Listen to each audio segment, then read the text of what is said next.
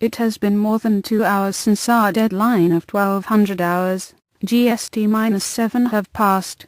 Our proxy is still blocked, and we are forced by circumstance, and the administrators of whyweprotest.net to use less secure, but still viable alternative routes to connect to the site using the Onion repeater, also known as Torrent, one of the many weapons in the arsenal of both Anonymous and the general public at large to maintain anonymity whilst surfing upon the Internet.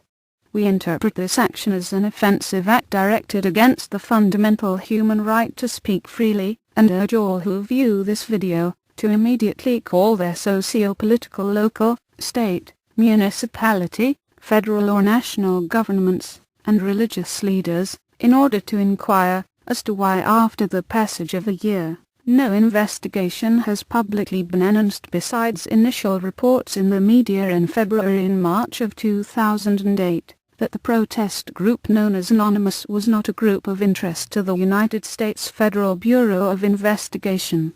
Many months indeed have passed, and we invite the FBI to reconsider its lack of open involvement in this situation on both sides. We call for investigations and Senate and Congressional Oversight Committee investigation into the actions of both Scientology and Anonymous to create on the net a false reality as a weapon in furtherance of what is functionally a weapon of terror. The Internet is viewed by many inevitably as an unruly mob of dispassionate people searching out information as we enter together this, the 21st century. On the contrary, most responsible users of the Internet are quite average people who, in the hype which has resulted in Anonymous, have themselves been caught up in the frenzy of directed hate speech on this most marvelous of worldwide and communal resources. We call for legislation that is both reasonable and will stand up to a test in the United States Supreme Court, which limits completely and once and for all the right to speak so freely on the Internet as to induce people to join fraudulent organizations which sell flawed products and a bill of non-existent good to the world. Such texts are fundamentally the very definition of fraud in advance of terror. This includes both Scientology and those users of the free speech suppressing website known as whyweprotest.net. We anticipate shortly accusations by the members of this website of unfair treatment, and in addition a call for additional reprisals against our Phoenix, Arizona IP address. We anticipate we will be investigated by the members of whyweprotest.net in an effort to justify the already leveled accusation that we are Scientology operatives working for their Office of Special Affairs. We offer no evidence to defend these accusations other than an outright denial, and this. Months ago the original server and central website of the anti-Scientology protest movement, inturbulation.org, simply ceased to exist on the Internet. Rumors on the Why We Protest website themselves tend to indicate that in fact the former administrator of this progenitor site, which collected thousands, if not tens of thousands of dollars in publicly solicited donations, absconded with the computer hardware and the database.